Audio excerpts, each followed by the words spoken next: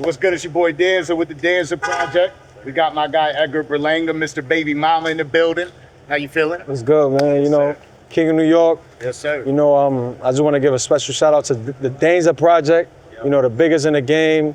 You know, we going up, man. You know, I'm glad y'all came out here to Miami, you know, to show me love, man. And, you know, it's a blessing. You know, Zuffa Boxing, you know, we signing boxing deals and we signing music deals, you know, and I'm here to just show the world and show the kids and show the youth and show anybody out there, you know what I'm saying, that you could do anything.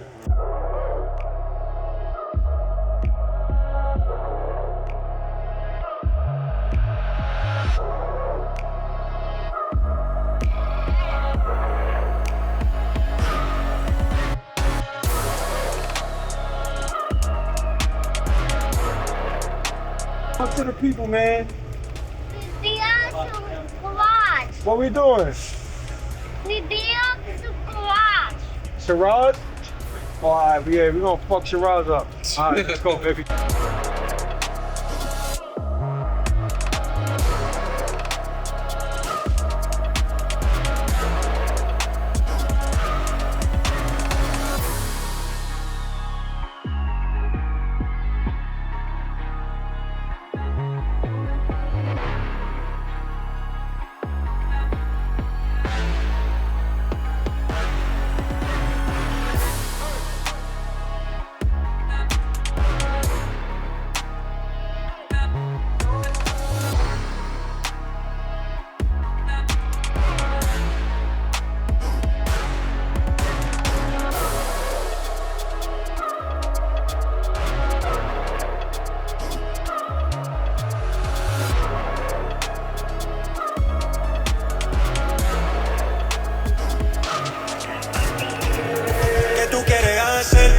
Te compré Gucci Moncler, Louis V, Chanel y baby vamos a romper. Yo te quiero romper. Después de aquí nos vamos pa' un hotel.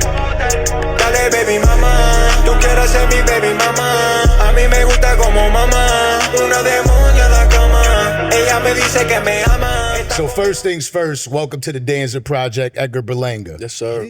Thank you for having me. Now, Edgar, you started off your career with 16 straight knockouts. And now you're entering a new journey with Zuffa Boxing. There's been criticism. There's been people that have been questioning everything. What does this journey mean to you? Is it a return to the old form or the start of us seeing who the real Edgar Berlanga is? Definitely, you know, the start from seeing, you know, the real Edgar Berlanga. I think right now is my time. I think right now, you know, is a new journey, new promoter. You know, we got Dana White behind me now, and you know, sky's the limit, man. You know, my name never fell. You know what I'm saying? My name is cemented. Berlanga is cemented in the boxing world for years. You know what I'm saying? To come, and we looking to become world champion. And continue that superstar status. You know what I'm saying? Everything that happened to me in my career had to happen the way it did. You know what I'm saying? Like I always say, it's God's plan. You know, it's nothing else. And, you know, we're looking for the return, man. We're looking to take over boxing once again. And, you know, the people, the fans, and even the haters, they're waiting for me. Yeah, absolutely there. And that's really, anytime I've sat across a boxer and had a conversation with them, a fighter in general. Yeah. It's part of the territory, the criticism, the things that they're saying about you on a day-to-day basis. Yeah, but with me, it's bad. With me, man, oh, man. Why do you think that is? I don't know. Where does that, is it a youth thing? Like, here's this young guy fly, New York I think that's what it is. I think people don't really know me and don't really understand me and know what type of person I am. They just go off social media, you know what I mean? They just see the jewelry, they see, you know, the nice cars, you know, me being, you know, the celebs, you know, the rappers and the reggaeton artists, you know, messing with me and stuff. So I feel like people that don't have no swag, that's corny, you know what I'm saying? There's a lot of cornballs that's hating on me. You know what I'm saying? A lot of dudes that's working, you know, probably in Dunkin' Donuts, McDonald's, flipping burgers and shit, you know what I mean? Shout out to y'all, but not shout out to y'all. Yeah, you know, and I don't take nothing away from that, you know what I mean? But you know, you're always gonna get the hate from the people that's below you. You know what I'm saying? You never really see somebody hating on you that's above you. A lot of times I feel like they're not hating on you, they're hating on your opportunity. Yeah. So here's this young guy that for some people got moved to the front of the line, fighting some of these names, and they're like, easy to hate. Yeah, for sure. Easy to hate. Oh, he do music. Oh, he fly. Oh, he big chain. Yeah. Get him up, pack him up. Because they don't got it. Because they don't got it. You know, and I think too, you know, a lot of people, man, there was a lot of people in my circle growing up, you know what I'm saying, that I had with me, around me 24/7, and I'm not messing with them no more, you know what I mean? Because like we talking about, the hate, you know what I'm saying, the envy, you know, sometimes people want to see you do good, but never better than them, you know, and I really truly believe that. I feel like that's something that, you know, that's a part of success, you know, when you know, climbing that ladder, going up to the top of the mountain, you know what I'm saying, you start seeing who's real and who's not. That's a lesson you only learn by going through it. Yeah. People could tell you about it. We hear about it all the time, but you got to kind of go through it to like, all right, now I know how to navigate. Yeah, for sure. It's definitely experiences, you know, and just, you know, just chopping them away, you know what I'm saying? Just trim the fat. Getting them off me, man, you know, because at the end of the day, I feel like where I'm going, where God wants me to be at, you know, the type of altitude where I'm going, a lot of people can't breathe, you know? So they just falling off my side like, you feel me? More altitude, you know, people can't handle that air up there, you know what I mean? And I feel like, you know, some people don't deserve to go where you're going. So a couple of things I just observed right now. First off, it is the New York shit talk. Because we definitely, like, I'm from Buffalo, New York, but New York is New York. You know what I mean? Like, first time I moved to Florida, everybody's saying that I'm too blunt or, you know, too rough with the way I speak, but it's just part of that mentality, They right? say we're aggressive, right? Yeah, but it is what it is, right? But you definitely pop shit. You can hear it. You pop shit, and that's where the criticism is gonna come from. But let me ask you this: are you reading the comments, or do you have a way to filter to not pay attention to those things? No, I don't read it. I'm not crazy like that to like go through comments and see, like scroll up and down. But like, you know, you see who's commenting, you know, I would like to see, you know, sometimes I'll go on and, you know, yesterday I made a post and Remy Ma commented on it.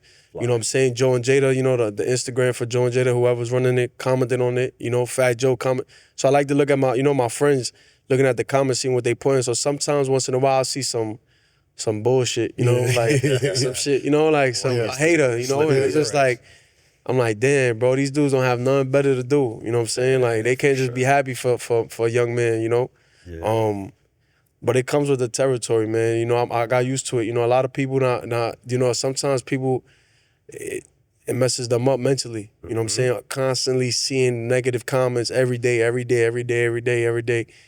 You know, some fighters, you know, and celebrities, you know, they can't take it. You know, that's a lot of pressure on them, you know, and especially in the beginning, it was hard with me because I'm a guy that's humble, you know what I'm saying? Yeah, I like my fly shit, but I'm humble at the end of the day, you know what I mean? I give back, you know, I love my people, man, and for the first time in my life was 2022 when I started receiving hate from people. After when I started going to distance, my first 2 fights, and I seen a lot of hate, and I went into like a little, you know, like my little corner, you know what I mean? Like I was like, damn, man. Like I started feeling messed up. Like, like damn, I didn't know how to handle it. Well, because at first you kind of want to respond, like, what the what? No, I do be responding. Sometimes it's a trap, man. No, sometimes be some Spanish, you know, some Spanish dudes from Puerto Rico be talking shit in Spanish, you know? And I be violating them. Then I be out sending this shit like, fuck, man. I'm giving this dude clout, man. Yeah, word. Because for them, that's their day. Yeah. You know what I'm saying? Like, but it's crazy. Sometimes I be seeing, like, it'll be like one comment and I see that shit just get me tight. And I just be like, ugh, you know what I'm saying? Like, not let it fuck slide. you, yeah. So Max Kellerman said something really interesting the other day at the Zuffa Press Conference. He stated that he believes you became a victim of your own success. Yeah. Stating that, you know, with those 16 early first round knockouts, you don't have enough rounds, enough experience to go in there and challenge the big fighters. It's something that you have to learn on the fly. Did you agree with that? Yeah, I always say that, you know, it was a good thing and a bad thing.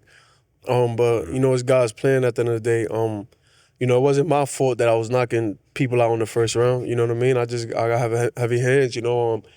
And the good thing was that, you know, I blew up very, very quick in the sport. You know what I mean? Like, but then the bad thing is like, once I wasn't giving those people those knockouts, it was like, oh, he's a bum. Yeah. He's no good. You know what I mean? They was just looking at all my flaws, and they wasn't really appreciating me. Like, damn, like this dude's young. You know what I'm saying? He's Puerto Rican. I'm the first Puerto Rican to do that.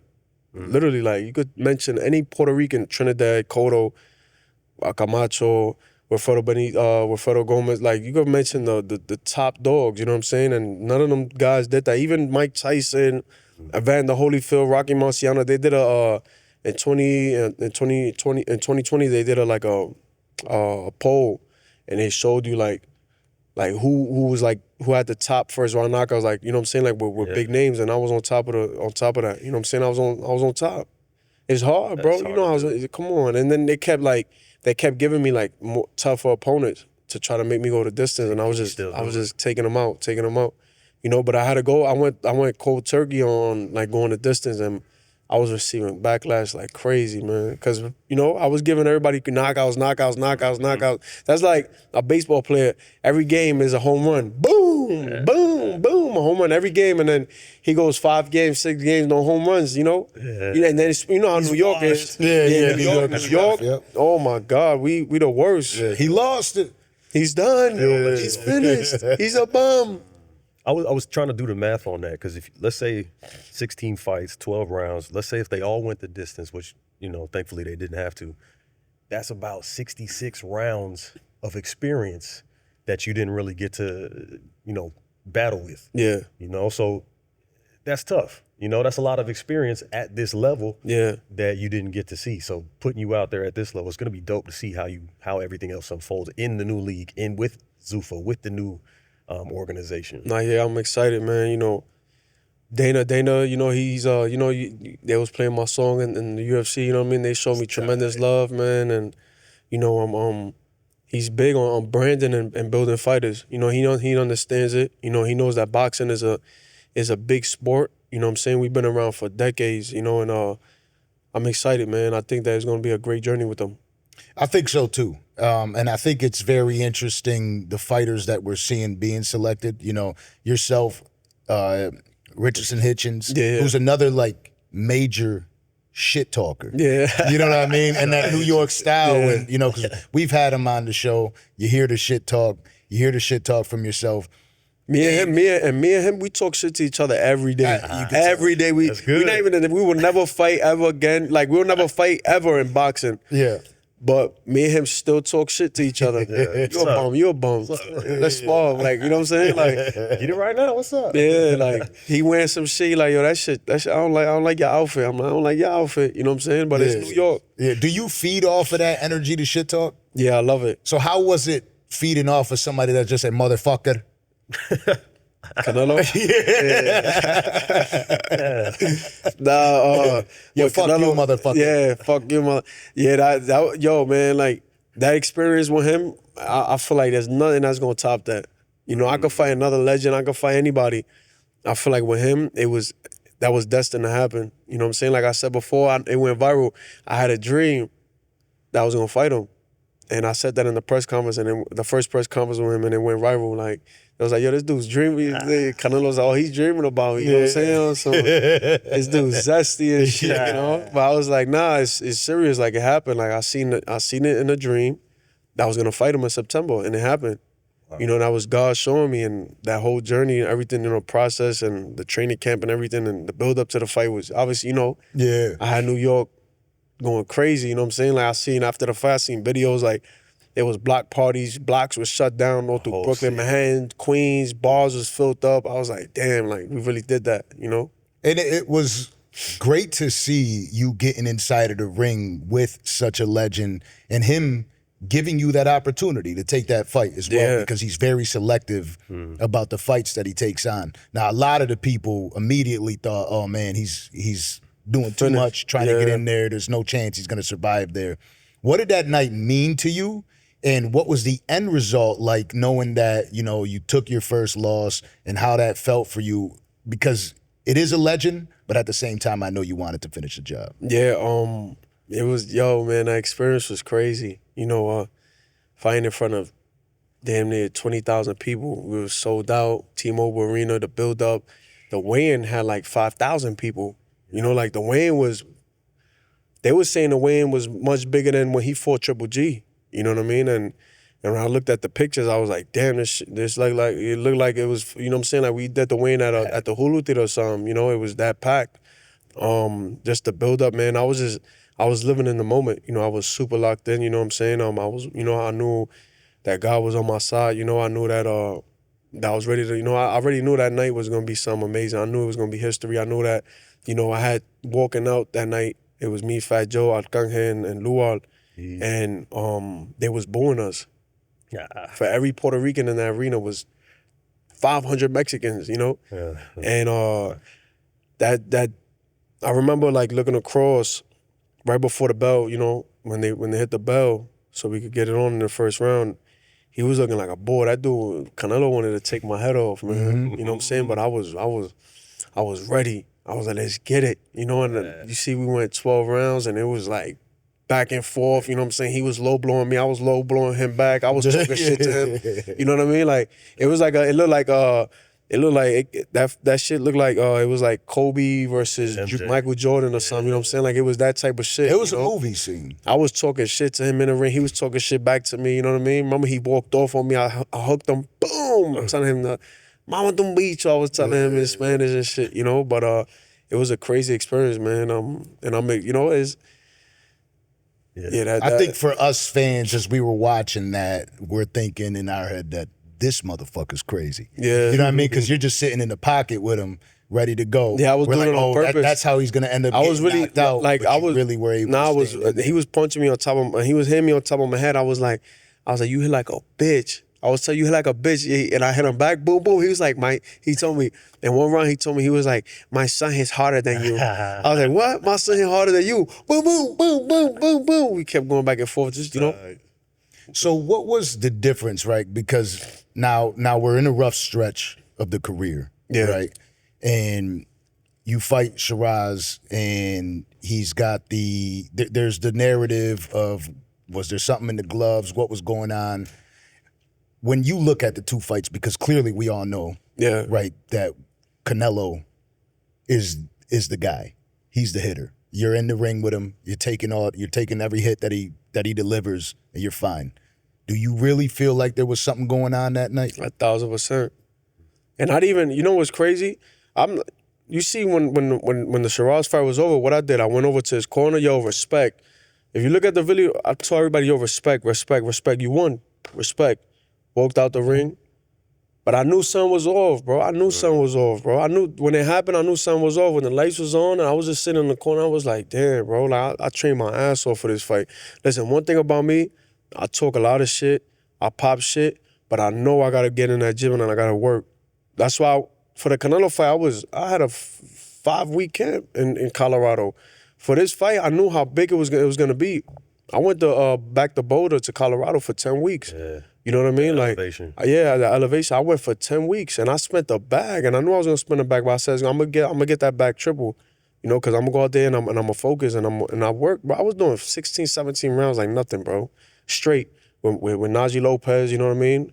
You know what I'm saying? Future world champion, you know, Blast. I had the hitters. You know what I mean? I had the hitters for real in my camp. Like, I had the step, like you talk about the hitters in boxing, I had the real dogs in boxing, you know what I'm saying, sparring with me, with the IQ on another level. So respectfully, like disrespectfully, you know what I'm saying, because it's fuck that nigga. I'm like, yo, I jumped in the ring with him.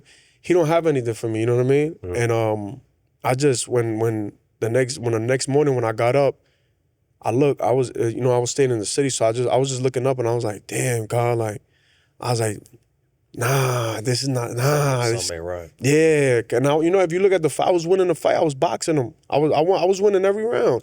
You know what I'm saying? Like, and I just knew. And then we had a dinner that night, and then I seen a post on Instagram and I was like, oh shit, and it was talking about the hand wraps. And I was like, what the fuck? So I started like doing my research, and then everybody, and I see Chef G reposting it, Luar La L, just from the Spanish side to the hip hop side, everybody was just reposting the shit. And I was just like, oh, I was like, nah, this is crazy. Then you look at the video, I'm like, go back to the Antonio Margarito when you know when everything happened, when he fought with Miguel Cotto, and he had that hand.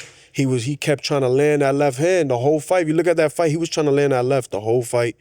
And I replayed my fight, and he was trying to land that left the whole fight. The hand wrap, he never took off. So I'm like, well, he even turned southpaw and tried to hit me southpaw. He never done. He never turned southpaw in a fight. He tried to turn southpaw to hit me with an uppercut. I'm like, damn. He's forcing it.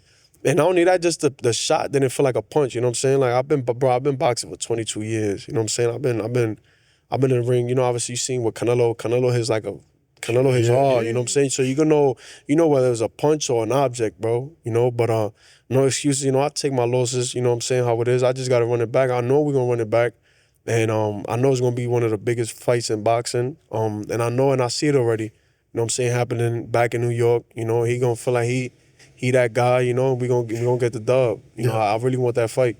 You know, for the critics and for the people watching, we look at things like that and we say, he's being a conspiracy theorist. We've seen it with Deontay Wilder, him saying the same thing about Tyson Fury in their fight, and he's also super convinced. For the people that really don't understand the sport, they're just going to take it as there's an excuse for sure, being made. Did you ever feel at some point that you didn't want to, even though you saw these posts, maybe I don't speak up because I don't want to deal with the lashback? No, yeah, I had to speak about it because the people was just kept talking about it. You know what I'm saying? Like people just kept talking about bringing it up, that it was like, I gotta say something, you know what I'm saying? I gotta say my part, and that felt weird, you know? But thank God they showed up and supported you. And it's not like it was me going through it and saying, yo, this guy. Nah, it was the people that was, so the haters, and you know what I'm saying? Those are people that don't like me at the end of the day, you know what I mean? But we, you know, listen, bro, we know what's up, you know what I mean? And like I said, that guy's easy work, man. I promise you, on God, he's easy work, you know what I'm saying? When we run it back, we're gonna run it back the right way. You know what I mean? We're going to make sure that none of that shit's going down like that. You know what I mean? And we're going to kill him. We're going to crush him. You know, he know he can't fuck with me. He know, bro. He know, man. He know he can't fuck with me. He know he can't. And I was winning that fight. You know what I mean? And that's the type of shit people got to do. You know what I'm saying? To beat a nigga like me, you know? What did this rough stretch reveal to you personally about yourself? Haters, you know, the hate, even friends, family. Even, you know what I'm saying? There's a lot, man. I went through a crazy roller coaster in my life after that fight. You know what I mean? It was.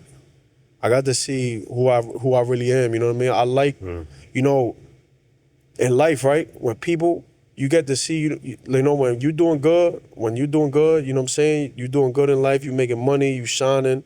You know, you can see yourself. You know, you're like, yeah, I'm that dude. You know what I mean? But I really test people. I like to test people when they back is against the wall, you know what I'm saying? When everything crushes down on them, like who they become. Who you gonna become? You a man, right? You that dude, right? Be that. All right? Be that. So when God goes like this, we're gonna see how tough you are. Let me see what's your mental fortitude. Let's see how much you can hold up here. You know what I mean? And that's what they hate even more, bro, because they thought that shit was gonna break me. You don't hear nothing about that dude Shiraz, bro. Yeah. No, you don't hear nothing about him. Nothing about that guy. I'm the guy that made that dude, you know what I'm saying, that dude lit. You know what I mean? Nobody knew who he was. And even now, coming off his big lit, he had to take a whole year to come back and fight again, you know what I mean? And with me, you know, I'm still outside, I'm still popping my shit, I'm still looking good, fly, fresh, still signing the biggest deals. Contracts. You know what I'm saying? I got you know what I'm saying? I got a hit record on the way. You know, like, come on, man, like, you can't stop greatness. You know what I'm saying? And I've always put God first, you know what I'm saying? And I give my glory and everything to my Lord and Savior, Jesus Christ. You know what I mean? And, you know, you know, when you chosen for something, you destined for something, man, nothing can stop you. Yeah. You mentioned that it might be time for you to bring the old Edgar back. What does that mean? Is that the destructive Edgar, or is that a smarter, more calculated version? Or not a more smarter, calculated version, but just that dog, you know what I'm saying? Like, when I jumped on that ring in 2020, when I was like, I'm a fucking monster, that type of shit. You know what I mean? That's what I'm doing now. You know what I mean? I'm not really coming back to really popping shit and, you know what I'm saying, and doing all that extra stuff. You know what I mean? I want to go in there and just handle my work. You know what I'm saying, and win. You know what I mean? And impressive fashion. You know what I'm saying? And just knock these dudes out, man. You know what I mean? That's what the people want. You know, they want those knockouts. They want that dog shit. You know what I mean? They want to see blood all over. They want to see, you know what I mean? And not a brawl. They want to see that man all busted up, you know what I'm saying, with the stretcher coming out. They want to see that, you know what I mean? I'm going to come out looking fly, clean, you know what I mean? Great defense, man, great legs, great jab, you know what I'm saying? IQ, you know, and it's about that time. Yeah. What did Dana White say to you and Zuffa that made you feel like this is the right move right now? I always, you know what's crazy, right? Like, I always liked the UFC for their structure of how they had everything. You know, I was just at their fight this past weekend. Crazy. It was crazy, but just the structure, like they had time slots for me to enter the arena. You know what I mean? Like it's just the structure is just amazing. You know what I'm saying? And that's why one thing I respect about the UFC is like that's why they have big sponsorships. You know what I'm saying? You see DoorDash on the ring. You know what I'm saying? You see, you know, Boost Mobile. You see a lot of big companies. You know what I'm saying? Backing them up because the structure is there. You feel me? And I feel like that's what boxing lacks is the structure behind everything. You know what I mean? I feel like promoters and especially promoters, you know, they all for themselves and for their pockets. You feel me? And with Dana, he's more about, you know, building a brand and building fighters up. And, you know what I mean? Like he told me in a meeting, the first meeting we had, he was like, yo, Edgar, man, like you a star. You're not even supposed to be, he said, it's supposed to be hard for you to walk in your city right now. Right now, it's supposed to, but that comes with branding, you know what I'm saying? That comes with building an athlete and building that brand, you know what I'm saying? The Berlanga. And he's like, yo, bro, you're not even supposed to be walking in your city. Like, you're supposed to be having 100. Could you do that, though? What? Do you think your personality will allow you not to be able to walk through New York like that? I'm crazy. I'll still walk through the city. Even I did it for the Shiraz weekend, you know? Like, I walked to the press conference, not to the press conference. I walked to the opening, you know what I'm saying, like the opening workout thing. And I was walking the city with no shirt. Like I felt like Mike Tyson. You know what I mean? I had my guards on me. Yeah. You know what I mean? I had my team and everybody was running down on me. Yeah, but let me get a picture. You know, I love that. I love that shit. I just, listen to me, I'm crazy. I'll do that. I'll do it all day. Because I feel like the people, you know what I'm saying, they gotta feel me, they gotta be next to me, you know? Yeah. That's inspiring too, man. Because they're seeing somebody who's from where they're from doing something maybe they hope they could do one day. Yeah. And here he is, the chosen one. Yeah. So, man, what's up, bro? Where you going? Can I walk with you? Can I talk with you? What's up? Yeah. So that's tight, man. So run us through that. You were saying with Dana White and being the right moment. Just I feel like, you know, they was interested in signing with me, you know, and obviously they're a big promotion now. You know, they only getting bigger. And then they got Paramount backing them up. And I noticed, I was like, damn, you know, this is gonna be a big opportunity for me because I'm in reality, like I'm one of the first guys to like, I'm like the blue chip right now of Zuffa Boxing, like, you know, Puerto Rican from New York, you know what I'm saying? They got the look, I got it all. So I felt like I was like, damn, then they got the UFC mixed up with the Zuffa. They got the WWE. So it's like everything. Power and slap. what they doing, the power slap. So they're gonna combine everything into one. So you talking about this past Saturday, I was in the UFC and the fans is just drawn to me, you know what I'm saying? So now I'm still in MMA fans, I'm still WWE fans, I'm still the you know what I'm saying, the power slaps fans, you know, and just keep building that fan base, and he's doing it the right way. You know what I mean? Like when I fight, I'm gonna probably have a whole bunch of UFC superstars there front row. You know what I mean? You probably fuck around and see Jon Jones there. You know what I mean? Front row. You know, and that's one thing. You know, I'm big on marketing, man, because I feel like marketing is everything. You know what I'm saying? You see Jake Paul. You know what I mean? You see a lot of these guys. You know, you build a brand, you build a name. You know what I mean? And after boxing, what you gonna have? You know, you see a lot of fighters. You know, they become great in boxing, and when they retire, it's like, what you got going on, bro? You know, you still young, you 30, you retiring at 30, 34 years old, what you got going on? You know what I mean? And a lot of fighters stay stuck because they feel like boxing is just what they have and that's all they have, and they retire and it's done, it's over. You know what I'm saying? The fame, nah, hell no, we gonna keep it pushing, we gonna keep it going. That's why I say, like, superstar status. Superstar status. I'm a superstar, not just in boxing, in life, period. You know what I mean? Because I have a dream to become a world champion in boxing. You know what I'm saying? Make a name in boxing, cement my name in the boxing world, then cement my name into the music world. You know what I mean? Make hit records. I got the look, I got everything. I got the backing up. I got Joe. I got the whole Terror Squad. City of New You know what I'm saying? Shout out the Terror Squad. And then I want to go into acting too. You know what I'm saying? I just want a legendary. You know what I mean? Like when I go down, when I retire, and you know what I'm saying, when my day come, and God's like, yo, today's your day. Listen, man, I want the world to, you know what I'm saying, to stop. You know what I'm saying? Like we did with Biggie, Pun, you know what I mean, and those type of people. That's another thing I really loved about the press conference that Max Kellerman said. I was like watching Max Kellerman, I'm like, I can see why he's it. You know what I mean? He's really good at his job. But somebody had asked a question and they said something about the casual fans. And Max is like, we want all the casuals. Yeah. And it's true, right? Like in order to become a superstar, it's not just the people that are diehard that know every piece of information. I even deal with that sometimes when we're going to do an interview with somebody or we're talking to somebody, like, for instance, in this very ring with Lamont Roach. Yeah. I told him just weeks prior to that, Bill Haney's having a conversation with me, and he's like, and who's Tank fighting now? Yeah. And I'm like, what was the guy's name? You know what I mean? And I'm like, it's Lamont, you know what I mean? And I'm thinking about it at that moment. That's somebody that they'll be like, oh, well, he's a casual. Yeah. But the thing is I don't have time to watch every sport or know every musician or know every actor and actress. But I know who I become a fan of. Yeah. Right? Like I know that this guy is a superstar. He's got a superstar personality. He talks shit. He goes in there, he cleans people up in that ring. Works. And that's something that we love watching. A lot of the people that know who Mike Tyson is or Muhammad Ali is, they don't know shit about boxing. But they know that those were like really intriguing, memorable moments. Right. So the casual fans is something I believe that you probably want too. Yeah, hell yeah. That's why I want to start grabbing, because I feel like, and I'm doing that. I feel like I'm doing that. You know what I mean? I feel like I brought a lot of people back into boxing. People that wasn't watching boxing for years.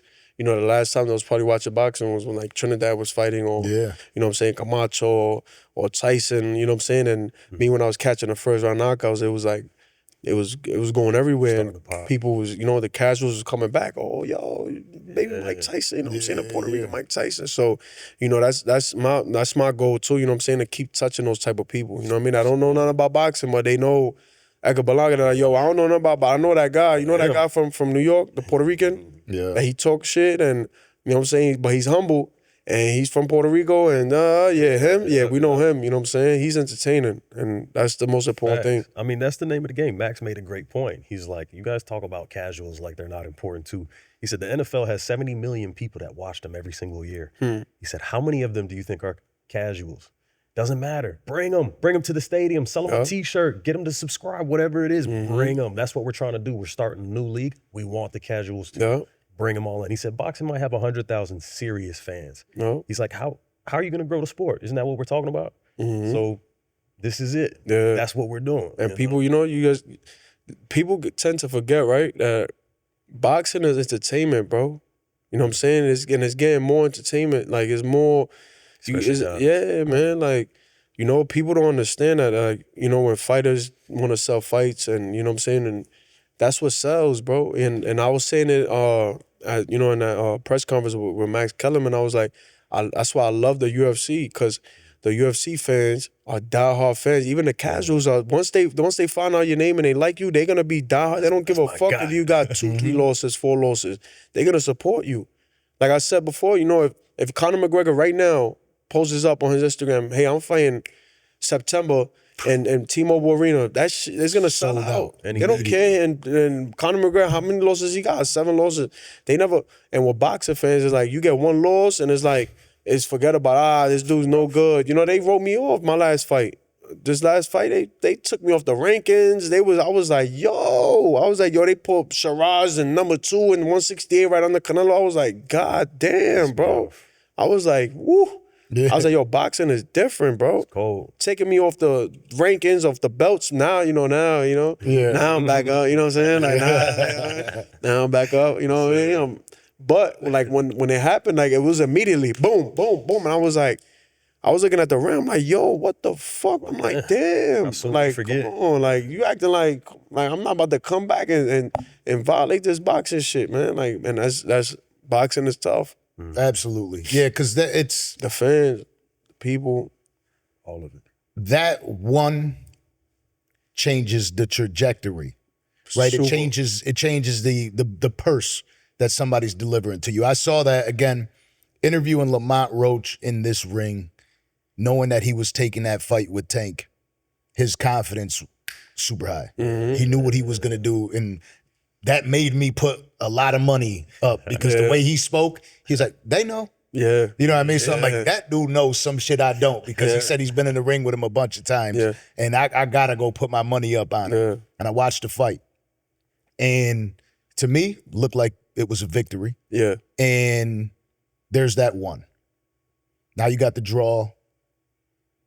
The people start talking, and it takes away. Had he won that fight, you're looking at immediate superstardom, everybody talking about him. Instead, the narrative went a little bit different. Yeah. You know what I mean? So knowing that now you have those two losses, initially, first reaction as a man, you sit back. What is your thought process? Did you ever have a moment where you thought to yourself, this is it, my career is over? After the Canelo loss?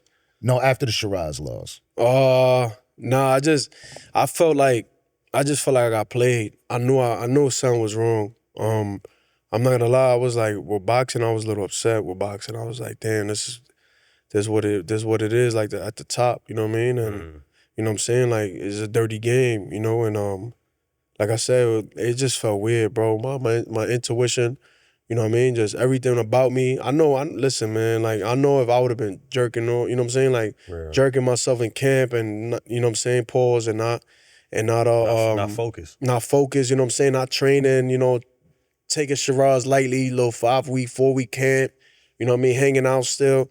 I took that fight serious, bro. You know what I mean? Like, I was in the best shape of my life, for sure. I was in the best shape of my life. You know what I mean? So for that to happen, but like I said, it had to happen that way, you know what I'm saying? Because now, in front of God, man, like, I feel like even coach tells me now, he's like, I don't even know who you are, bro. Like, in that ring, like, when we working, because I'm working, and when we working in that ring, he's like, yo, I don't even know who you are, man. Like, you are a different fighter. Like, your mindset is totally different. Your IQ is different.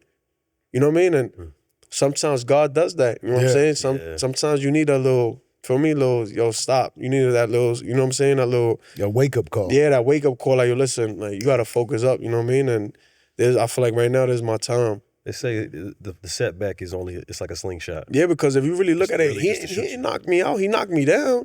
I got up. When they stopped, when the fight stopped, I was 10 toes down. They stopped the fight, and I was like, damn. You know what I mean?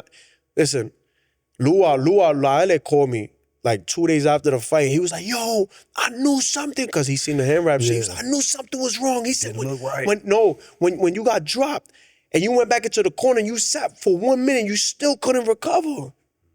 That's crazy.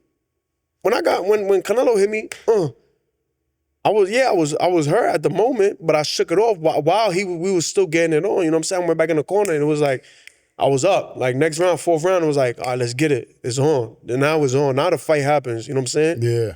So that was another thing too. You know what I'm saying? Me not being in shape and me getting a punch like that and me going back into the corner and not able to recover that quick in a minute. Come on, bro. It's like, man. Listen. And as a fighter, that's something that people on the outside would try to discredit. You know when something is off. You feel when something is off. Bro. You fought for how many years? You know what it feels. And like. I know, bro. I know when a nigga beat me, like Canelo beat me, he beat me. You got it. You won that fight. You know what I'm saying? You got much more experience than me. You know what I mean? I went in there, I was a pup, you know what I'm saying? I'm a pup in the sport. So, you know what I'm saying? He beat me fair and square, but you know, it was a great fight, you know, but I take my hat, he beat me, you know what I'm saying? He didn't have to use none, he beat me, you know what I mean? And I take my hat off to him, you know what I'm saying? But that other shit, man, I'm like, yo, bro, come on, man. That's why I told him, I said, I told Shiraz, I said, in the DM, I told him, I said, I want to see you what you do your next couple fights. I want to see. Yeah, because now they're gonna. I would imagine that they would boxing would inspect a little bit further, wouldn't they? Of course, 1,000%. And you know what's wild is you sit there and you call it entertainment, right? And a lot of people use that as the criticism of all sports. Oh, well, it's entertainment, so it's fixed. Yeah. You know, and have you like you mentioned how you were disappointed with boxing? Is that something you felt like maybe they are doing some fuck shit in that very moment? Yeah, that's the reason why I was like, damn, bro. Like, I was like, I used to tell my dad, I used to tell my son's mother, like, yo, I don't even know I want to box no more. Like, this shit got me tight. Like, I know something was up, bro. Yeah. I know in my heart, man. Like, my intuition, like, the Holy Spirit, like, I'm like, yo, this something wrong, bro. Like, ain't no way, you know what I'm saying? Like, I did a 10-week camp. I'm working. I'm busting my ass, you know what I'm saying? Like, but then, you know, I had to fast. I started fasting. I started praying, you know what I'm saying? I started getting close with the Lord, you know what I mean? Talking with him, and nice. It's not over, man. Like, I know. Yeah, it's not over. And that's what there's the start of greatness now. Now is when you're going to see a great Edgar Berlanga. Now is when you're going to see, you know what I'm saying, that dog, that monster, you know what I'm saying? Because now I'm coming with a different type of mindset, bro. Like, I ain't coming in here playing with nobody, you know what I'm saying? Entertaining, nah, fuck that, man. I'm going in there and I'm going to just handle my business, you know? It's go time. I found it very interesting that you mentioned how your coach says this is a new you, a version of you that he hasn't seen yet. When at that same time, you're starting to release music, making music, at a moment where the critics are questioning your focus. What do you have to say to those people? Yeah, and you know what's crazy? I'm more focused now. I refound love again for the boxing, for the sport of boxing through music. It's crazy. Expand on that if you can. Like, just me, you know, doing the music now is like, first of all, me, I've always loved music, you know what I mean? And for the people out there that don't know, I always loved music since I was a kid. My father was deep into the music, you know what I mean? He is good friends. You know what I'm saying? You know, White Lion, these are legends in the music industry, you know what I mean? My dad was gonna go into the music industry, but he chose to just put all his money into me and make me into a star into boxing, you know what I'm saying? And shout out Pops. Yeah, shout out to my father. And you know, so I grew up in the music industry, you know what I'm saying? Knowing all the artists and stuff. So it's not like, oh, I became who I am and now all of a sudden, no, this been me. You know what I'm saying? Like, you see a lot of fighters. There's a lot of fighters out there that try to copy my blueprint, you know what I'm saying? And it's different when, listen, there's fighters out there that like to copy my blueprint, you know what I'm saying? I'm authentic, bro. One of one. Yeah, like my father came out of prison when I was from doing 7 years. And I was 7 years old. He came out of prison. He introduced me into the music, you know what I'm saying? I've always loved music. I always was around the artists, the hip hop, the art, you know what I'm saying? That shit, I was around it for a long time. So I feel like in 2021, you know, when I made a song and I shot a music video for it. I made a song and I shot a music video for it in 2020. No, I'm lying, in 2022. And I was gonna release it.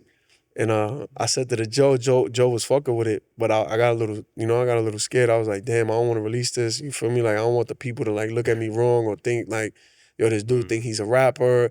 You know, because I was really in my head about what people think about me. You know what I mean? Like, I was really, music's personal. So yes, not only that, like I always felt like, I was like, damn, like I always worried about what other people think of me. You know what I'm saying? Like, I always walk the line where I'm like, nah, I can't do this because people's gonna think this of me. Nah, I can't do this because, you know what I'm saying? Yeah. And I made more music, but I had it in the stash.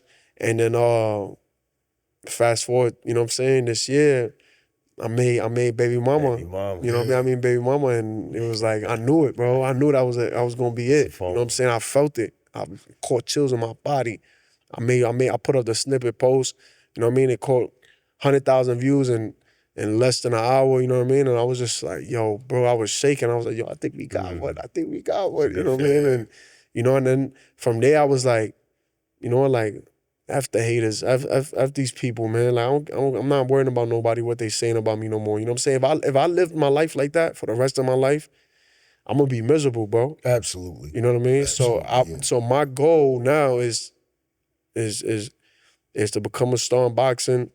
You know what I'm saying? Make hit records. I love music, you know, and Joe and a lot of, you know what I'm saying, Fat Joe and you know, the TS, you know, Rich Player, you know what I mean? Like, they was like, yo, they thought it was gonna be like a hobby or something. I'm like, nah, I'm taking this serious, bro. Like, I'm doing it. I got some shit in the stash. You know what I'm saying? I got some, like, y'all think baby mama, y'all think baby mama is like, you know what I'm saying? I got shit that's gonna hit for real, you know? And it's different bringing the Latin music aspect to it because it's not what we've seen.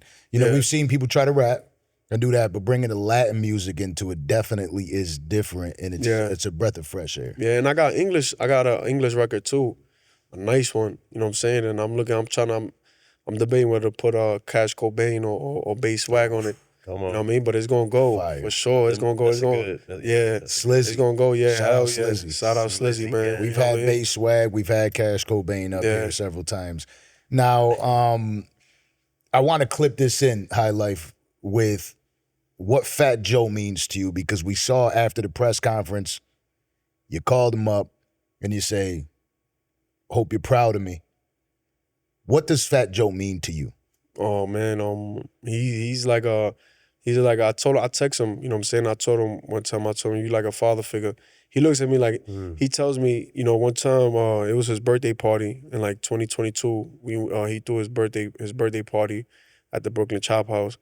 And he was off some wine, you know what I'm saying? You know, because Joe can't drink, you know what I mean? He can't drink hard, he'll tweak out. So he drank like a little cup of wine and he was lit.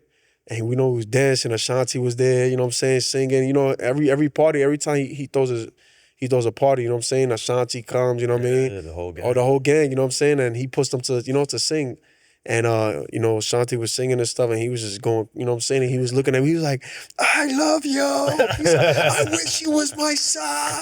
I wish you was my son. And he always tells me that. He's like, yo, I wish you was my son, you know? Because he's like, I see you, man. Like, you grinding, you working, you young. You know what I mean? And he's proud of me, you know what I'm saying? And I look up to him, man. I look up to him and every time he talks, you know what I'm saying? I stay quiet. I don't talk. I don't give my input on nothing, you know what I'm saying? Because he's an OG, you know what I mean? And what I'm going through right now, he's been through it 1,000 times. Absolutely. And everything he's done told me, I listen to him. And I'm like, sometimes things that he tell me, he'll tell me and then fast forward like a year, I'm like, damn, Joe told me this shit, man. You know what I mean? Like, we had a dinner in 2021 and he was like, you see all these people that's here with you right now, all these guys right here. He's talking to me low, I'm like, yeah, what's up? He's like, they're not gonna be with you in another 2 years. And I'm like, yeah. He's like, he's like, you're gonna see. And 2 years passed, they're not with me. And I'm like, damn. And I call him like, yo, Joe, remember that? Remember you was whispering in my ear, pause, and you was telling me, yo, listen, like, these people over here, like, they ain't gonna rock with you. And they're not with me right now, you know what I'm saying? And a lot of things that he says is true, you know what I'm saying? A lot, like 99% of things that he says is true. That's because he had all 100 lined up at the gym and he robbed them all. Yeah. You want me to be honest? You know what's the problem with him? People don't understand. Joe is a guy that he over exaggerates. Yeah, you know which is everybody does. A lot of people do it. Yeah. And people don't even like I could have a conversation with somebody right now. I could take a ride and somebody would cut me off and I'll be like, this fucking asshole. But the story, when I'm telling, like, I want my homeboy to enjoy the story. Man, I was like, yo, suck my dick, bitch. You know what I mean? Like, you just put a little bit of extra sauce on it. Fat Joe is just definitely. adds a little bit of doorbell, a little bit of you know what I mean? You know, he in front of the cameras, you know, so he got to do it. You know he definitely knows what he's doing. I'm telling you, people don't understand that, but he really is like real guy. He's really like that. You know what I mean? And I heard through the, you know what I'm saying, through the streets, you know what I'm saying, all the OGs that's in the streets, you know what I mean? That they say like him and Pun was them dudes, man. Like them niggas was really outside, you know what I mean? Really outside. Yeah, he's lived and survived many lives. Yeah, he really like still kicking. He really went through it, you know what I mean? So when he talks to me, I'm like, what's up? Yeah. Like anything he says, I'm like, I don't get. And I told him, I said, listen, I will never be as big as you. I will never be able to fit the shoes that you in, but you're my idol and you're something that I wanna be able to touch that surface. I wanna try to at least touch that surface, you know what I'm saying? Absolutely. You know what I mean? And that's all respect to him. And I told him, man, like, yo, bro, you a legend. You one of my biggest role models in my life. You know what I mean? For you dominating the game over 20 years, you got all these. Every decade is a new wave, a new everything, and he's just there, still killing it. Still Over 30. Yeah, over 30. Yeah. So it's like, Shout out Fedjo. you know what I mean? Like people don't understand that, bro. You know how hard is it, especially in the music game, bro. And then the switch. Like, you know, you're doing from fighting, music, you know, to be able to go somewhere else and take your talents over there and do it as well. And then he's doing podcasts, he's doing this, he's doing that, he's doing a whole bunch of things. Did fame ever make it difficult for you to hear the truth? Nah, not at all. I just, you know, now I like to just like for real, you know, I just listen, man, you could take advice from like my son Chosen. My son Chosen, he be checking me sometimes, and my son is 4 years old. You know what I mean? Like, I was littering outside the car. We was in McDonald's. I was throwing the bag. I threw out, like, you know what I'm saying? I threw a little stuff out the window. He was like, "Daddy, don't litter. It's not good for the earth." And I'm like, this dude 4 years old. He's like, "Yo, Papa, I'm sorry, man." I'm like, damn, you know what I mean? So little stuff like that. But just in general, you know what I mean? I feel like as long as you can stay a sponge and keep learning, I feel like at the end of the day, you're never too big enough to learn from anybody. You know what I'm saying? You know what I mean? It's always you could take advice from anybody, even a bum in the streets. You know what I'm saying? A guy that's living in the streets that don't got nothing. He has them people like that have the most knowledge. You know what I'm saying? It sounds crazy, but it's true. You know, and you know, and I watch who I hear too, because sometimes, you know, you got people that just talking bullshit. You know what I'm saying? That just be in your ear, just yapping. And I'm like, yeah, I don't need that. I know what I need, and I know what I don't need. You feel me? So the stuff that I need, I grasp it, I learn it. You know what I mean? I put it in here, and I like to learn from other people's mistakes. You know what I'm saying? Like, There you go. you know, like my dad, you know, doing all those years in prison. You know what I'm saying? My dad is one of my OGs. You know, Coach Mark. You know what I'm saying? Another guy that did a lot of years in prison. You know what I'm saying? OG. You know what I mean? I learn and I listen. You know what I'm saying? I love my OGs, man. You know, I feel like this younger generation, you know, they don't respect the OGs. They feel like they them dudes and shit, and you gotta pay. You know what I'm saying? You gotta give them their flowers, man. You know what I'm saying? Because at the end of the day, they went through what they went through for a reason. You feel me? They went through what they went through, so that way they could put they could shine whatever they went through on me and tell me, yo, listen, E, don't do that, because I went through this. You know what I'm saying? And you got to learn from it. Sometimes you got to go through it. You know what I mean? It's life. You know, you got to go through your own experiences. You know, we men.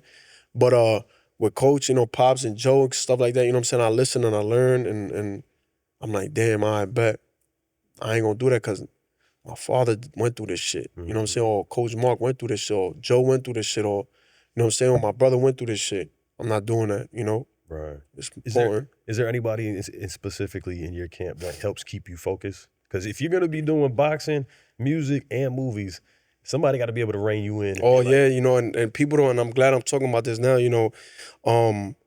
I knew not to mix the music with the box, like having a whole different set of team with music and a whole different set of team with boxing. No, I told myself, I said, I want my same team that I got in boxing is going to be in music and it's going to be in acting. Mm-hmm. It's going to be the same, because my boxing team is the one that keep me grounded. Yeah. You know what I'm saying? You got my brother Juice, you know what I mean? That's gonna, you know what I'm saying, that's managing me in the music, you know what I'm saying, with my, you know what I'm saying, including my father, you know, but these guys are, you know, they don't drink, they don't smoke, you know what I mean? They fasting, they praying, you know what I mean? They're serious, they disciplined. My coach is the same way. Johnny, shout out to Johnny, you know what I mean? My assistant, that's my brother. Don't drink, don't smoke, discipline, you know what I'm saying?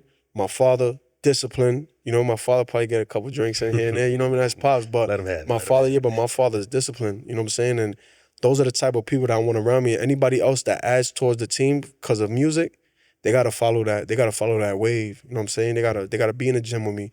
They gotta be working. You know what I'm saying? And we already got the theory. Like, listen, man. And you know what I'm saying? Baby mama blows up, and we got concerts, or we got this. You know, it's like I'm bringing my boxing team with me, because we gonna do a concert. Yeah, we gonna sing. We gonna have some fun. You know what I mean? But tomorrow morning we gonna wake up. We gonna hit that track. Tomorrow morning we gonna hit up. We gonna hit a gym wherever we at. We gonna work. You know what I'm saying? And I feel like that's that. And going back to what you said, is it gonna distract me from boxing? And that's what's gonna keep me more focused on boxing, because it's gonna keep me to the point where I'm gonna be so locked in, so disciplined. I'm gonna be juggling with both that. I have no choice but to be disciplined. You know what I'm saying? I'm gonna have no choice but to be locked in. You know what I mean? Especially on boxing. You feel me? Yeah, all in one house, so you're not spread too thin. Yeah, exactly. Because I feel like I needed. You know what's crazy? I feel like I needed something. You know what I'm saying? Like I've been boxing for so long, and you know I've reached a certain level in boxing. You know what I'm saying? On the top of the mountain of boxing. You know what I'm saying? I've reached that point already, and you know I felt like I always thought to him, like, damn, I don't have a second hobby. I don't have nothing. Like I see guys, you know, like Canelo, he loves golf. You know what I'm saying? Andre Ward, you know what I'm saying, loves this. You know, Earl Spence loves horses. This, you know what I'm saying? Boxers need that. You feel me? Like you need something else to fall on. Another outlet. Yeah, another outlet. Because if not, we're gonna go crazy, or we're gonna start doing things we're not supposed to be doing. And I feel like when I found, you know, when the music, and I'll say, yo, this is gonna work, because it's two different worlds. You know what I'm saying? I could juggle with this. You feel me? Like it's not like I'm doing boxing, I'm doing baseball, and I'm playing in the MLB, and I'm going into the boxing ring. You feel me? It's two different. Yeah. It's two different things, two different worlds. So I was like, nah, it's gonna work, and it's gonna make me sharper for sure. Yeah. Because, you know, it's not the most popular thing to get in the ring and say baby mamas, right? So now you got an outlet where you can go and channel that and be that. And another thing to your point, too, is if I feel this strongly because it's happened time over time, when boxers don't have that second hobby or outlet, it usually becomes extracurricular activities of the worst kind, like alcohol or gambling. You find depression. You find other ways to fill your time. Mm-hmm. And again, like when you're boxing, there's a time limit. There is somewhat of a time. And I'm a guy that I'm not young no more. You know what I'm saying? I'm not 1-0, 2, 3 fights where I'm fighting 5 times a year, 6 times. I'm only fighting two times a year. You get what I'm saying? Yeah. And each training camp is 2 months, 2.5 months max. Right. You know what I'm saying? I'm training throughout the year, but a training camp, 2 fights a year, you know what I'm saying? What are you doing with that other time? You know what I'm saying? What else are you doing? Yeah. And I felt myself like going out, partying, drinking, hanging out, you know what I'm saying, spending money, because I was like, I wake up and it's like, damn, I'm not gonna fight till fucking September or October. Where we at? But I don't got nothing to do, you know what I'm saying? I'm not doing anything. I'm getting up, I'm in the gym, but it's like, all right, I'm training a little hour and a half in the gym, but what's going on? What's after that? Yeah. I have nothing. So it's like, yeah, and I'm young, I'm like, shit, I got money, shit, I look good, shit.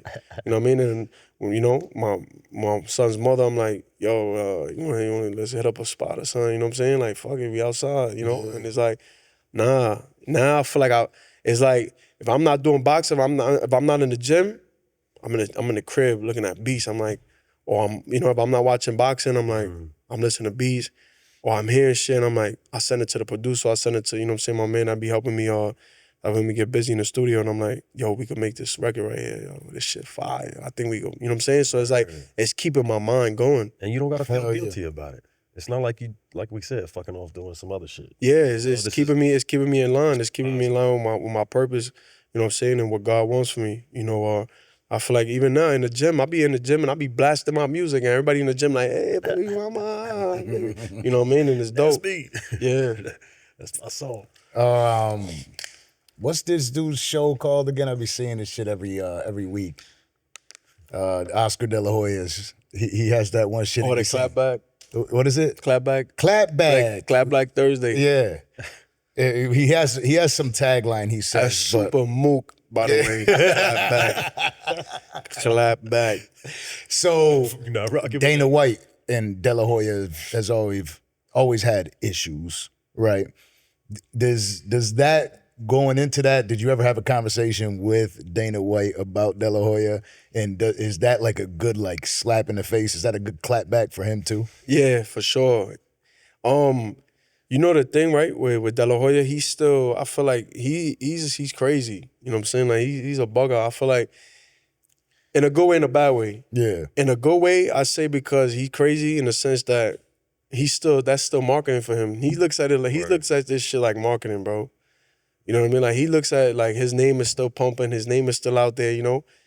Back to what I was saying, he don't have nothing else to do. You know what I'm saying? He's just promoting fighters and he's not boxing no more, so he don't got that. So now he's just making all these, you know what I'm saying, things on social media, Clapback Thursday, and just, you know what I mean, just going with that, and he's making himself relevant, you know what I mean? Yeah. It's bad because I feel like he's having problems with guys, you know, fighters like me, and going back and like, dude, you a legend, bro. You know what I mean? Like, I wouldn't like if I was in his shoes, I wouldn't want to be going back and forth with young fighters. You know what I'm saying? Like like I feel like it's stupid. You know what I mean? Then you see when you know the last press conference, my last press conference with him. You see when I threw $1,000 on ones on him. I had you know what I'm saying? I had a wig. Remember he went crazy with the fishnet, with the fishnet, the heels and all that. You know what I mean? Yeah, that was wild.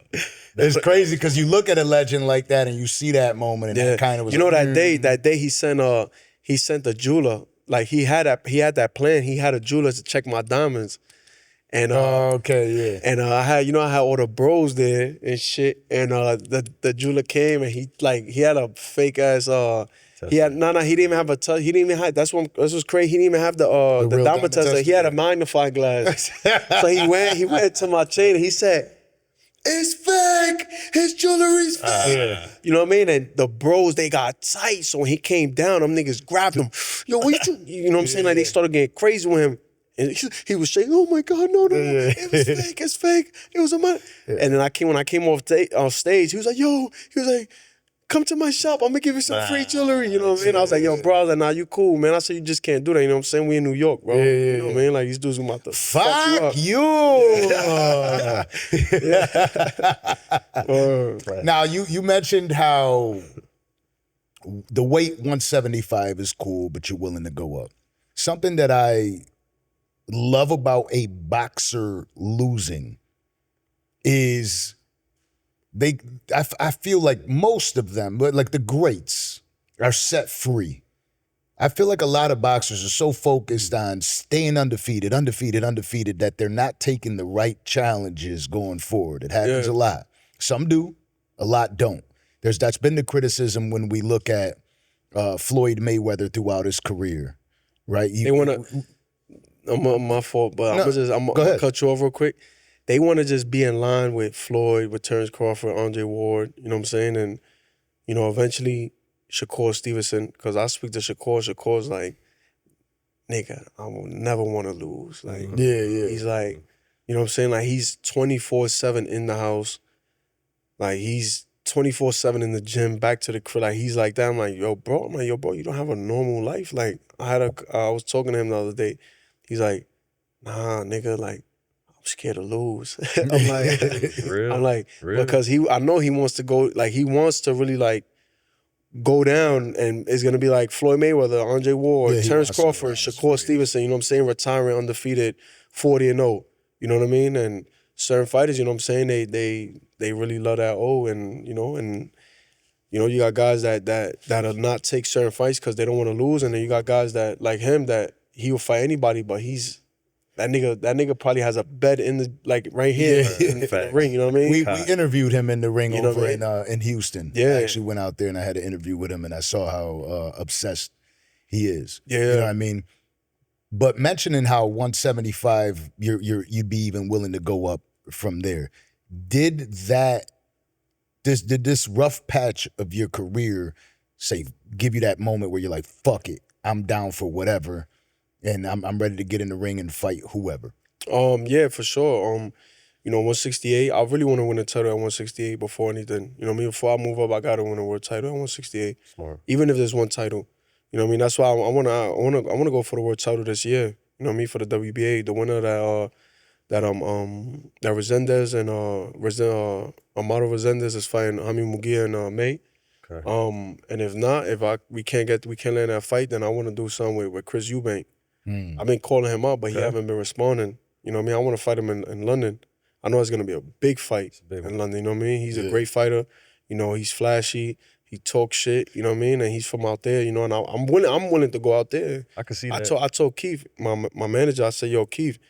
He was like, "Oh, if you do that, you know, they possibly looking at London or in T-Mobile." And I'm like, "Bro, I don't want to do it out here, bro. Like, I want to go out there. I want to win those London fans, man. 80,000 people. You know what I mean? And I know London fans love me. So it's like, if I go over there, it's lit. You know what I mean? Smart too. That'll be. But then 175, I would like to move up to 170, capture the title, and from there, I would like to go up to heavyweight, fight heavyweight. What is the dream scenario for you moving forward with your career? And by the way, I said heavyweight because I sparred like 2 heavyweights, guys that was like 240, big, strong, and I'm not I knocked one of them out, headshot, and I knocked one of them out with a body shot. So that made me like, I was like, got something. I was like, hell yeah. And then like I always had sparred heavyweights, and heavyweights done told me like, yo, you punching, nigga. Like, god damn. That's respect. Like, you punching for real. And he's a big guy, 6'3", 6'4", like huge, big brolic. What are you sparring him at? What do you mean? Lightweight. Oh, I'm a little heavy. I'll probably be sparring like 195. Okay, yeah. You know what I mean? Still. 30, But even if 40. I come in like 205, you know what I'm saying, a little solid rip, you know what I mean? I'm good. I'm good to go. You know what I mean? I just got to bob and weave and make sure I don't get hit by them niggas. Hell yeah. You know what I Move on. mean? My defense got to be on point because them 10-ounce gloves, boy, them niggas hit me. I be like this. Yeah, niggas touch me off. Man, I'll fight fucking wild. That nigga hit me with a right hand, bro. I'll be a fucking, Yeah, word. I'll be in I heaven. don't want it. But what is the dream scenario for you then? At what point are you gonna sit there and think, this is the way I want my career to look, this is what I want, and this is where I'm satisfied? World champ. I want to be a world champ. Come on. I need to be a world champ. That's me. Can you be happy as, sorry to cut you off, but can you be happy as a world champ without avenging that Shiraz. loss? Yeah, nah. Do you need that to get it? Even if I listen to me, this is how important that fight is. The second fight, that even if I get that fight with him and I still don't win a world title, but I beat him, I'm good. I'm good to retire. I swear, I'm good to retire. I need that L back. I need that back. I need that back. Canelo's fight, you know what I'm saying? If it happens again, it happens, you know what I mean? But that fight was just, you know what I'm saying? Like I said, it was a blessing from God, you know what I mean? It was fighting a legend, you know what I'm saying? Nobody the niggas I grew up with, you know what I'm saying, in the amateurs and now stars, they never fought Floyd Mayweather or Manny Pacquiao. I fought Canelo Álvarez, you know what I'm saying? So that's a blessing right there, you feel me? But with this dude, with Shiraz, yeah, bro. I'm like, shit, if I don't get a shot at a world title, but we get a shot at him and we gonna beat him and we beat that nigga's ass, I'm good to retire, bro. That's Get back in blood. bro, yeah, that shit gonna be, you know, that victory's gonna feel so sweet, bro. Oh my God. And I know he can't fuck with me, bro. Yeah. What are the fans going to see this summer when they look into the ring and they see Edgar Berlanga come back? Locked in, focus. You know what I'm saying? All that goofy shit. I'm not doing. I'm not saying I was doing goofy shit, but there's anything that they expect from me from the last fight. You know what I'm saying? Because I feel like everybody's expecting that for me to be goofy and joke around and you know what I'm saying. And I'm not doing none of that shit, man. Like I'm locked in. You know what I mean? I'm already have so much hate on me from this music stuff. So like I'm just locked in now. Now I'm gonna lock in on boxing. And when it comes to music, I'm gonna be goofy. I'm gonna live my life. I'm gonna talk shit, make good music for the people, you know, and just become a star. But with the boxing, bro, I'm gonna just be locked in. You know what I'm saying? Because I gotta lock in. It's important that you stay yourself throughout it all. Yeah, Definitely. Word. Now, in that walkout, are we listening to your record in that walkout? Yeah. It's I coming. want, the whole crowd gonna be singing that shit. That's fire. Because I guess, like, when you really think about it, that is the creation of that superstar. Yeah. You know, That's gonna be dope. we see Conor McGregor, and he's one of those guys where, you know, it's funny because you mentioned Jon Jones the other day at the press conference. I still don't understand why people were booing They so was much. booing him, right? They was like, boo. Yeah, you were shocked, like, but I was why? even more shocked. I'm looking over like, and then it's funny because the next name you brought up, you're like, you know, I forgot who the fuck it was, but you brought it up and you looked at the crowd, you're like, is that one good? Is that I think it was like Sean Conor. Connor. Yeah, Conor and Jose Aldo. Yeah, Jose Aldo, yeah. But it was just like, you're looking at the crowd like, is that good? Is that good enough for you? What the fuck is going on here? You know what I mean? But I get it. He's got his beef with UFC and whatnot. But Oh, he's beefing with them?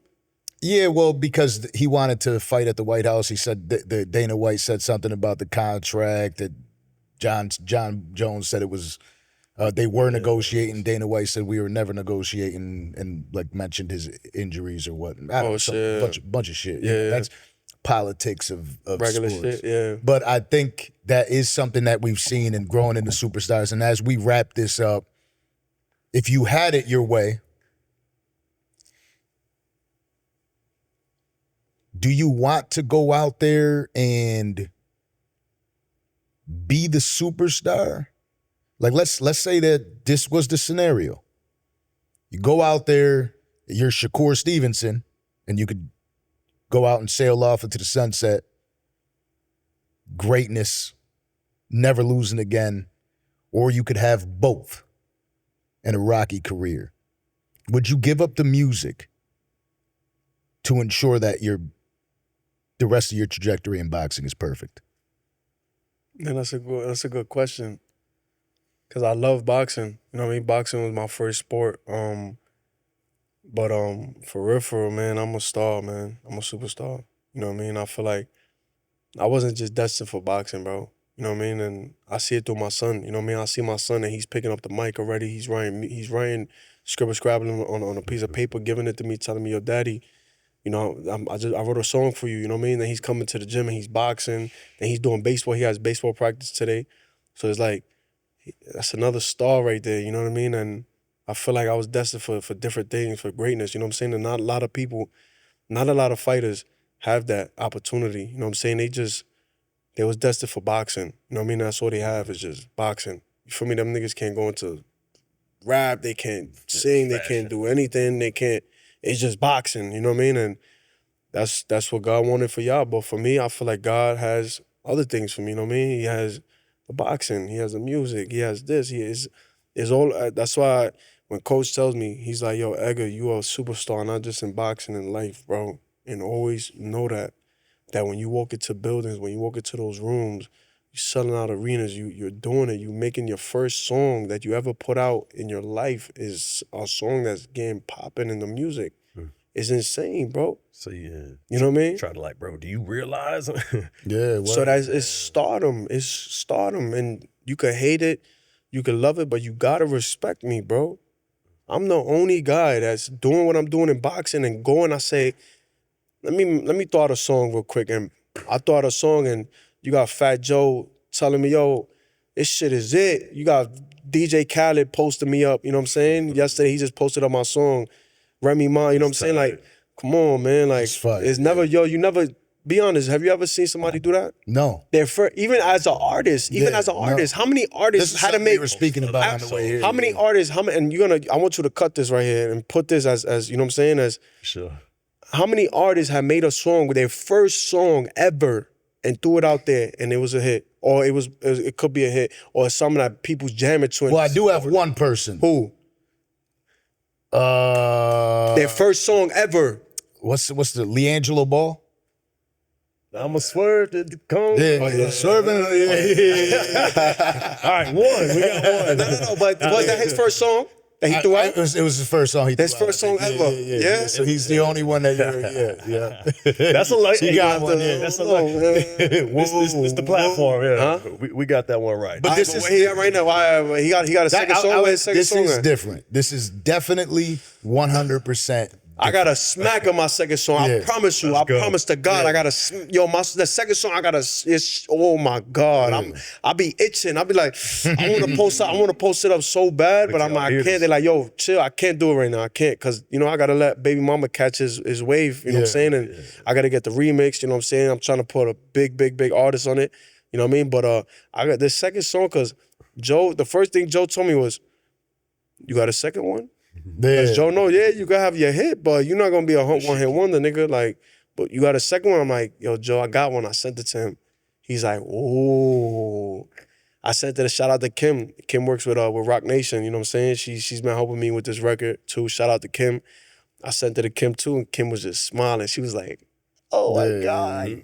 Like this shit. Another one. Yeah, another, literally. You know what I'm saying? And it's on an Afro beat too. Fire. Spanish on an Afro beat. So Different. That's what I was saying. This is different. Yeah. It's you're definitely not supposed to have a hit Latino record At all. You know what I mean? Like, that's not supposed to be something that any one of these artists could do. We haven't seen it yet. That we 100% haven't And seen. the ideas that I'm coming up with in the studio, bro, is producers, top producers, bro, that got platinum records, diamond records. They like, yo, Berlanga, you, what the fuck? Like, how you think about shit like this? And I'm like, yo, bro, I'm I'm him. him, bro. Like, yeah, like that's what it is. Also, I want to give a huge shout out to Pro Box TV for giving us the opportunity to shout out make to this Pro happen. Box. Beautiful facility. My last question before I let you go is a very simple one. But how did your baby mother feel about the Baby Mama song? Oh, she was like, "Oh, you made that song about me. You made that song." He said, "Because every time," she was like, "every time when we fight or we argue, you go in the studio, you want to make a song." I'm like, "Yeah." I'm like, "Nah," but I didn't make it about her. You know what I'm saying? Like, you know, my man, we was going back and forth. He was helping me, and then he mentioned he was the one that came up with the Baby Mama, and I was like, "Not even Baby Mama." Yeah. And people thought it was about her, but I was like, "Nah, it's not about you." She's like, "Yeah, well, nigga, I want some points on that shit. Yeah. I want to play smart. You know what I mean?" I'm like, all right, yeah. That's how you know you got a hit. Yeah. But yo, it's crazy, man. Like that Baby Mama, boy, that shit, man, that's smacking right now, you know. And I haven't even like we about to release the video. We about to do the music video this week, Fire. and it's gonna be movie. You know what I mean? It's gonna be. Yeah. Movie. I know once the video's out, people gonna take me more serious. Like it's gonna really go to another level. You know what I'm saying? And you know, I got my publicist already on it. You know, he already knows about outlets. You know what I'm saying? And it's gonna, bro. I got people sending me, yo, it's crazy, yo, man. I be waking up every day like since I released the song. I'm like, thank you, God. Like this is crazy. Like the females, you know what I'm saying? The guys, you know, just people just bumping it, bro. It's like, is it? You know what I'm saying? Like it's one of those songs, boy, that just make you feel good. Like make you want to have a baby mama or Yeah. or, you know what I'm saying? Or you got a baby mama, like, and you wanna spend that bag on her, or you wanna make love to her, you know what I mean? Yeah. It's gonna get you in a lot of trouble. Make sure you're very careful at selecting them women for the music video because we know how that happens.